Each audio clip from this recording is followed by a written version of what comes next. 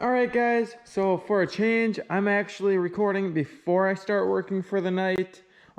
This is like the day after I just updated you guys with everything going on and my plans for, when I paint the frame and all of that. So I actually dropped the heads off at the shop, like the machine shop today, even though they're not getting machined, but they're gonna set my valves and everything for the new cam that's going in the motor. But my plan for the frame is the only thing left on it is the bump stops that I can think of. I mean, I didn't see anything else. And then I just remembered when I was at work today, this is where the factory bump stop was for the upper control arm. And whenever they lifted the truck, they cut it out. And you guys can just see how rough it is right there.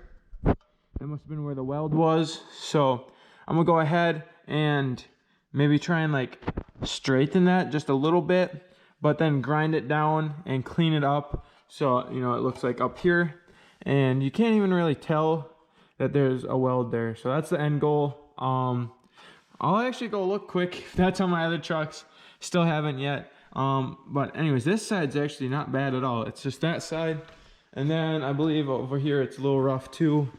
Yeah, right there where there was a factory weld. And then that side's actually pretty dang good anyways.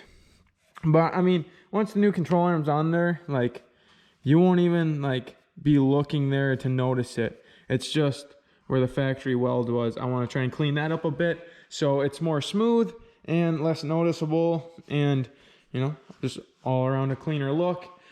And then what I gotta do is, well, since I pulled the tank and stuff, I can get to this area and you can see the dirt on the frame and all up there, which, I mean, I don't think this is well, some of it is the metal peeling, but it actually looks really good up there still.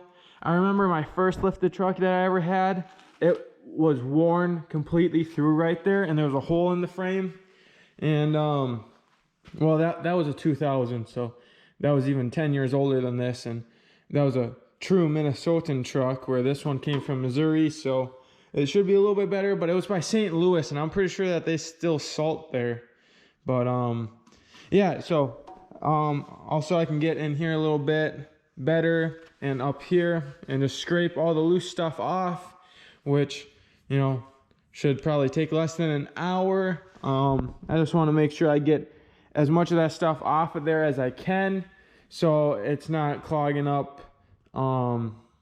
Like, when I sandblast it, it's gonna fall down into the sand, and when I reuse the sand, it's gonna clog up my little filter thing.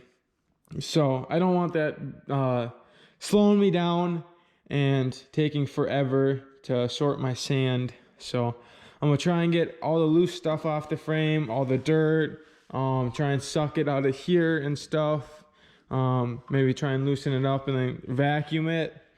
But that's the plan. And I grabbed the sand and my tarp, and it's over here.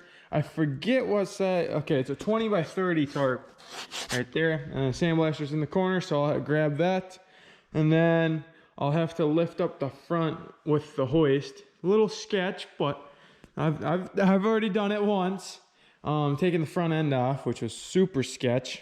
But I don't need to go that high. I just need to move the jack stands, clean up, sweep the floor, and then lay my tarp down, and then I can get sandblasting. So hopefully, it's Thursday night right now, so hopefully I can get a good start tonight, at least, to see how well the sandblaster works at taking the stuff off, because I mean, it is undercoating after all. But then I got all of Friday night and the whole weekend, so hoping to have it done either this weekend, but for sure by early next week. So without further ado, I'm gonna get to work. All right, guys, so it is yet another night now.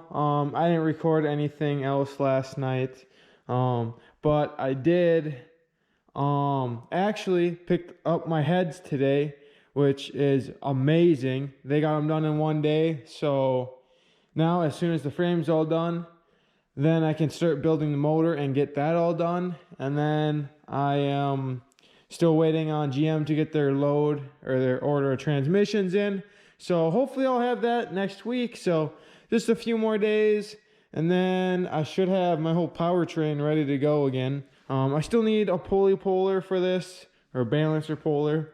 And then, you know, obviously once I have time, I'm going to put all my time into the frame for now. But as soon as the frame's done, this thing is getting finished because, well, you know, I don't want to leave it all apart and stuff. And, you know, I want it all back together and ready to go so that I can keep on moving on this build.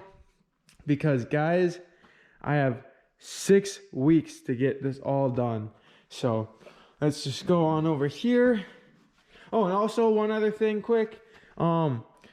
The shop that did my heads, they said that those were the nicest LS heads that they've had in their shop. So, you know what, guys? There's no way that this is the original motor, especially for a DOD LS.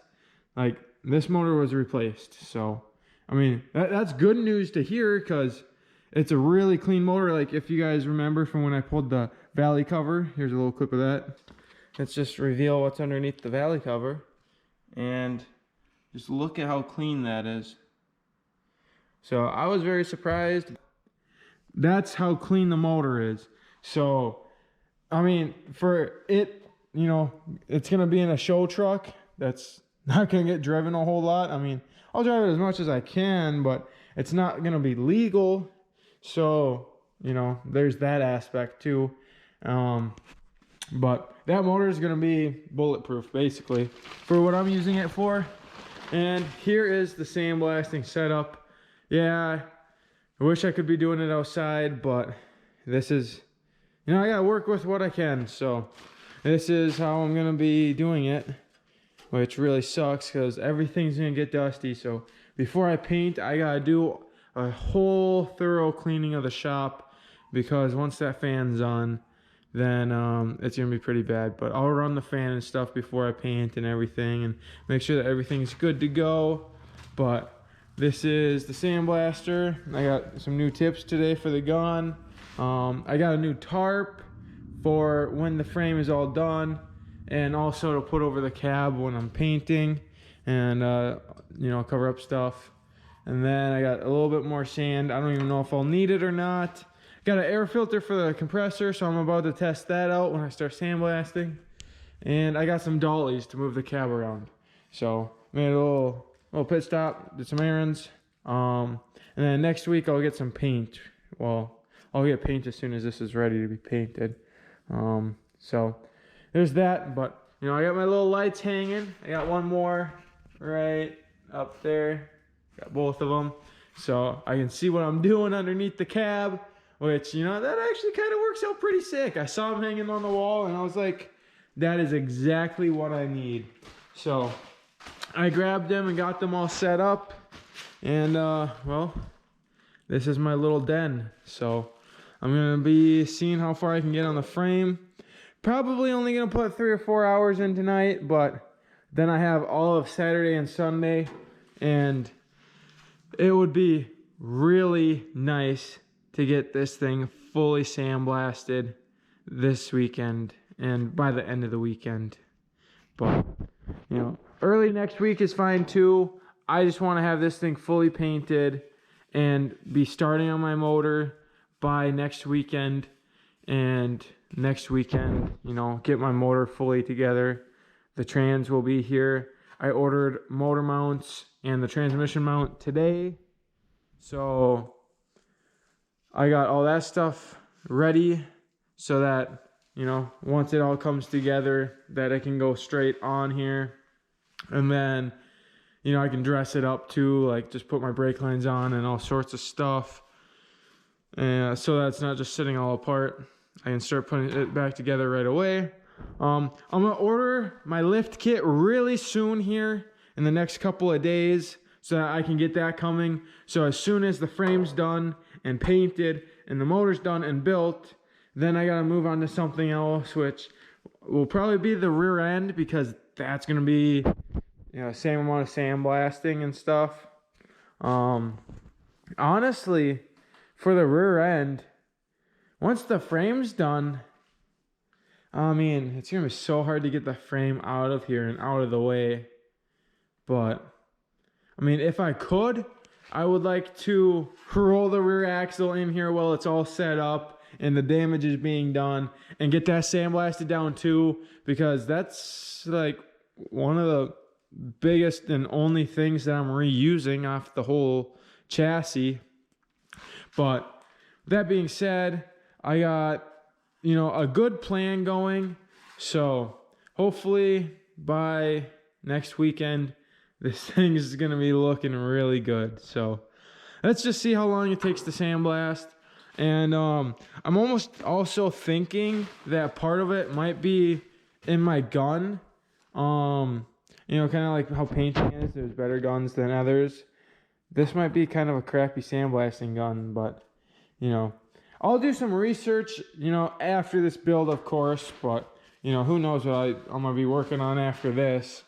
But I definitely feel like there's better flowing, like, sand guns and stuff like that to make it go faster and better, like a professional would use. But I don't know. I'm just going to start sandblasting now, so let's see how far I get.